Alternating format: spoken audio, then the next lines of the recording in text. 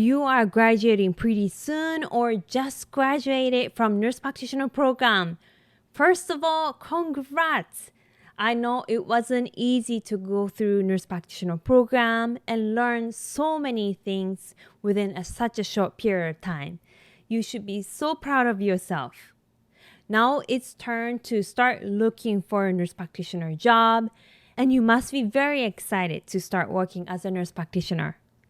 In this episode, I'm going to talk about 11 things you need to think when you are looking for nurse practitioner jobs. In this episode, we're going to talk about 11 factors you should consider when you're applying for nurse practitioner jobs. There are so many things to consider, and I'll tell you as a newly graduate nurse practitioner what you should focus on the best. But let's talk about 11 factors that you should consider. First of all, mentorship. You are a newly graduated nurse practitioner. You might be new to the field.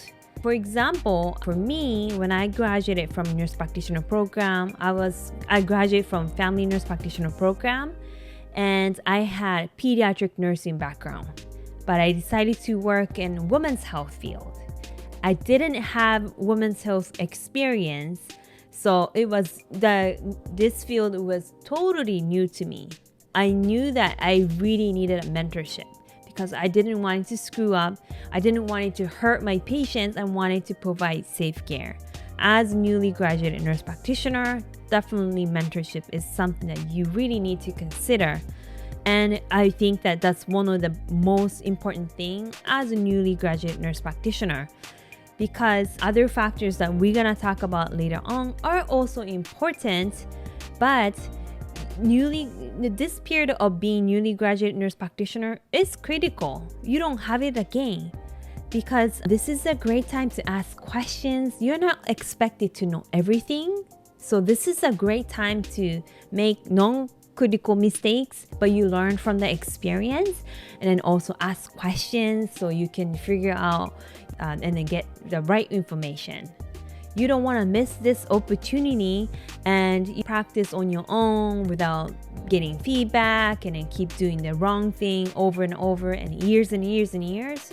When you became a seasoned nurse practitioner, you might have a lot of years of experience, but if you don't get feedback, you might be doing a lot of wrong things without getting any feedback. You might gonna get sued, or you might not be trusted by your patients. Having a really good mentorship is extremely important, especially as a newly graduated nurse practitioner.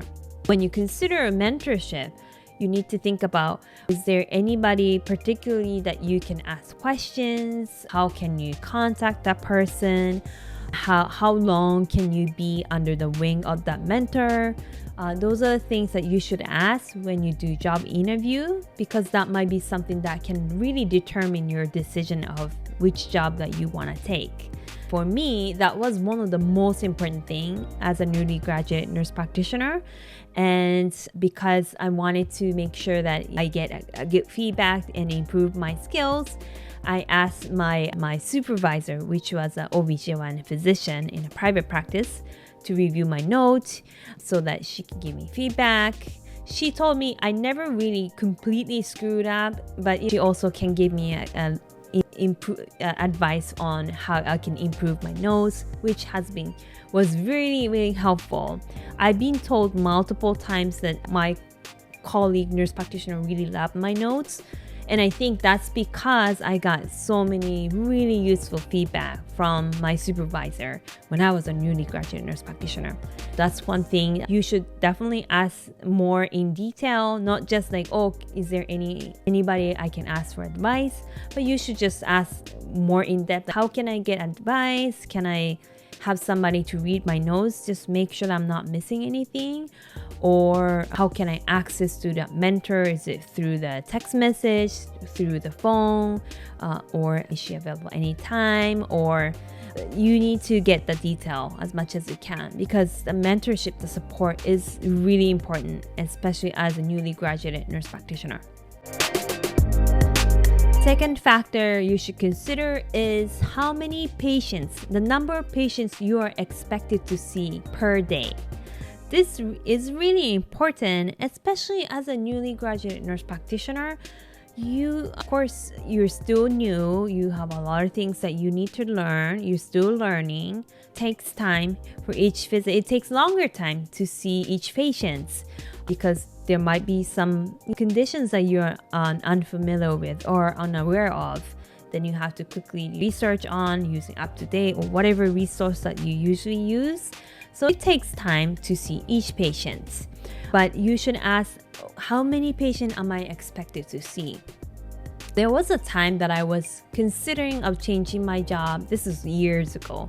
And one physician in a certain specialty asked me to join the practice. And one reason I decided not to go with him was because he told me that he sees 100 patients per day, per 8 hours or something like that. One, it sounds insane. It sounds very stressful. But two, one of the reasons I love being a nurse practitioner is I get to have connection with my patient. I get to spend a certain time so that I can educate them well, I can hear them concern in depth, and I really also connect as a human to human. I love spending time with my patient, but if you see 100 patients per 8 hours, how many minutes can you spend time with them? And I don't know if he didn't really expect me to see 100 patients per day, but it was close to that.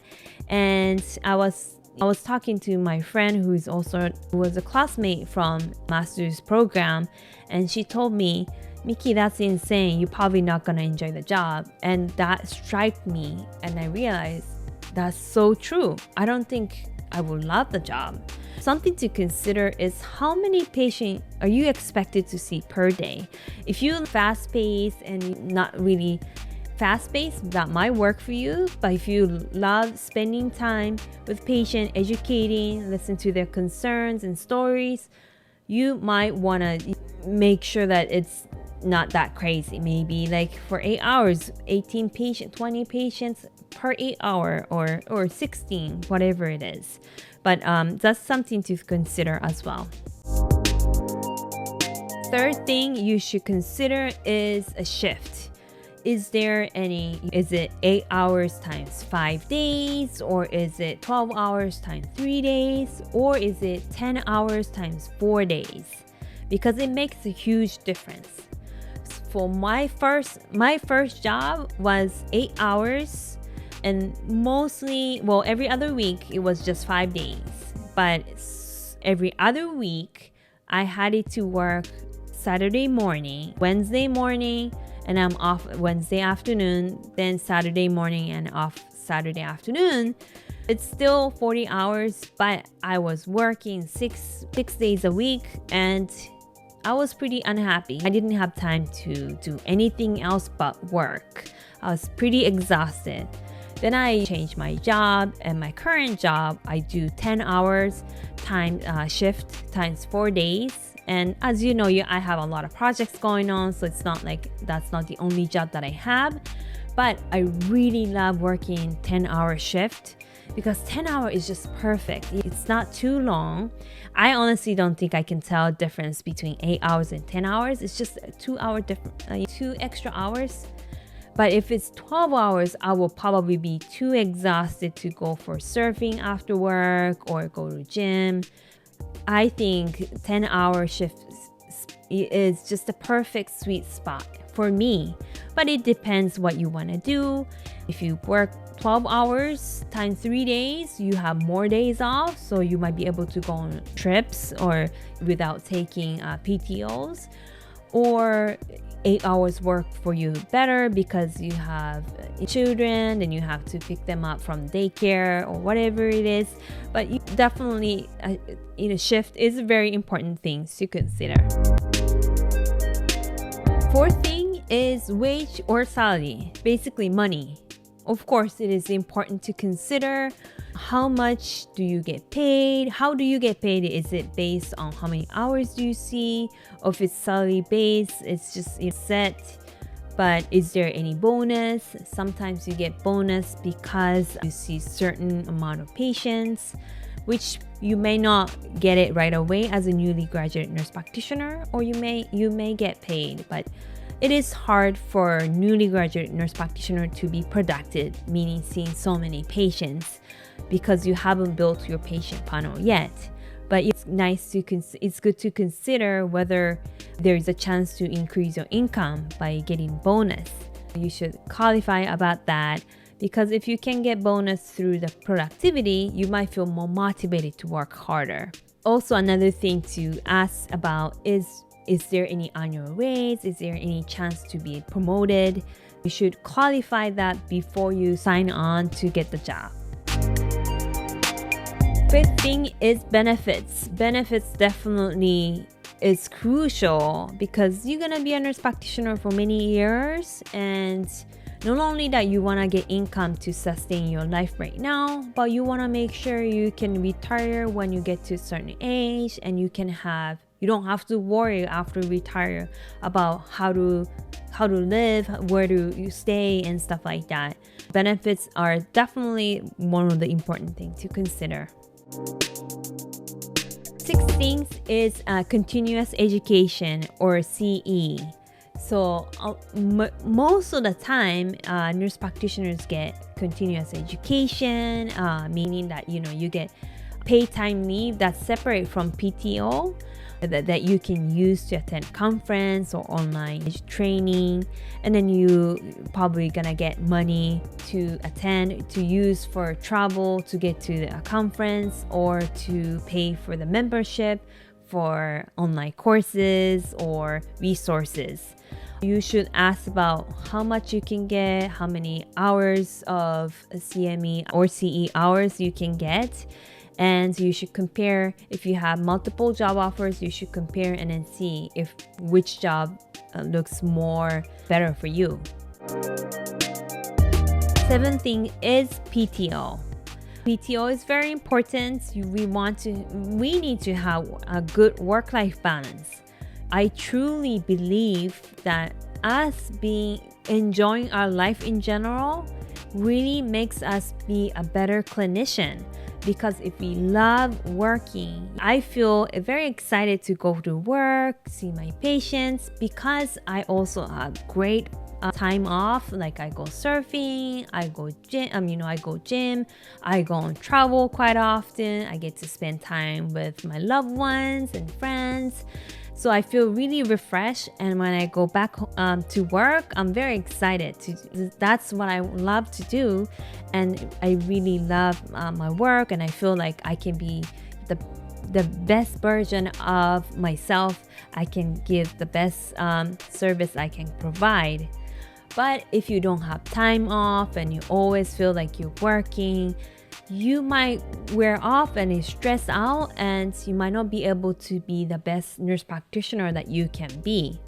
PTO is extremely important. Ask how much PTO you can get per year or per pay period. That's something that's really important as well. Eighth thing is whether you're gonna be on call or not. This is very, very important. And speaking of quality of life, well, luckily for my main job, I am on call, but at the same time, I don't get calls often, partially because I educate my patient really well, so they know exactly what might happen to them and then what to do. But if you get calls during the nighttime, or you have to bring your computer wherever you go, whether you go to a movie theater or not, that can be very stressful. You need to know if you're gonna be on call, how often do you have to be on call, how many hours, and then also whether you're gonna get compensated or not. Ninth thing is malpractice insurance. Most of the job will offer malpractice insurance for nurse practitioner. It is actually essential for nurse practitioner job. And if the employer refused to pay for malpractice insurance for you, I think that's kind of a red flag, because it is a standard for employers to offer malpractice insurance to cover a nurse practitioner. Definitely make sure that they do offer the coverage. Last two. The 10th factor to consider is whether they had nurse practitioner before. If the employer had nurse practitioner, if they worked with nurse practitioner before. If you are gonna be the very first nurse practitioner they're gonna work with, that's something to consider, because they might not familiar with so many paperwork and regulations. It might not be necessarily a bad thing. You can set up a bar, but at the same time, you also have to keep educating them what you can do, what kind of regulation there are regarding nurse practitioners' practice. That might be a hassle. And especially if you're a newly graduate nurse practitioner, you yourself don't know what you can do fully as a nurse practitioner. It might be tough if the employer never had nurse practitioner before, and you are the first one, and you also just graduated from nurse practitioner program, and you don't know exactly what you can do as a nurse practitioner. Something to think about, and you should ask, have you ever had nurse practitioner working at your clinic before? Last thing is particularly for international nurses, foreign trained nurses. If you don't have permanent residency or US citizenship, definitely you need to ask about the visa sponsorship, whether the employer offers visa sponsorship so you can stay in the United States. Because if you go to a different country, you might not be able to use American nurse practitioner certification to work as a nurse practitioner in the different countries. I know you can't work as a nurse practitioner in Japan with the US nurse practitioner certificate. So it's very important. For me, as you know, I was born and raised in Japan. I was a nurse before I come to United States. And when I first came to United States, I was on student visa. So to be able to stay in the United States to continue, work as a nurse practitioner, I needed a visa sponsorship. So that's another thing. On top of the mentorship, I had to tell potential employers that I need a sponsorship to get work visa or green card right away. If they cannot support it, the job option is out of the window, because I can't just work for a year or so and then, leave United States. I built my career, I worked really hard to graduate from nurse practitioner program. So that was a must. Definitely that's something to talk about. Sometimes you might feel kind of awkward to talk about that. I feel you, but you know what? This is very important. You don't want to waste their time, employers' time, and make them feel excited, like, oh, she's gonna work for us, and then turns out like, oh, you need a visa. Sorry, we don't sponsor visa. Then you kind of waste their time and your time. So don't be shy. This is very important. Think that you are actually saving time for them. You want to find out whether this is going to work or not. So in the beginning of this episode, I mentioned that, there are 11 factors to consider, but there are certain things that I would recommend to prioritize as a newly graduated nurse practitioner. And one of the important things is definitely a mentorship. And money is important, but you can also change your job after you gain more experience. You can change your job to the job that offers a better wage and stuff like that. But this is a very critical time. As a newly graduate nurse practitioner, you have so many opportunities to ask questions and gain experience. So you want to make sure you have good support. So you feel comfortable, you feel confident, you are providing safe care, and you can build a good basis, clinical basis as a nurse practitioner. So I would, out of these different factors, except the visa sponsorship, that's critical for international nurses. But besides that, I would definitely recommend to focus on mentorship over other factors. but think about other factors as well. And last note, I would recommend not to stop looking for a job after you get a first offer, because it's better to have multiple job offers in your hand. Then you can kind of compare and then see which one works better. And you might even be able to negotiate with the employer, say, I'm very interested in working with you, but I have another job offer that gives me a better wage or better PTO, and I am very torn between those two options, but is there any way that you can match with the other job offer? Then I will definitely work with you. Then it's easier to negotiate. So I would recommend to look for a job and try to get multiple job offers before you make your final decision. I hope this video was helpful for you. Please comment in the comment section if you have any questions, concerns, requests for future episode. And don't forget to follow me and give us thumbs up. I'll see you in the next episode. Aloha.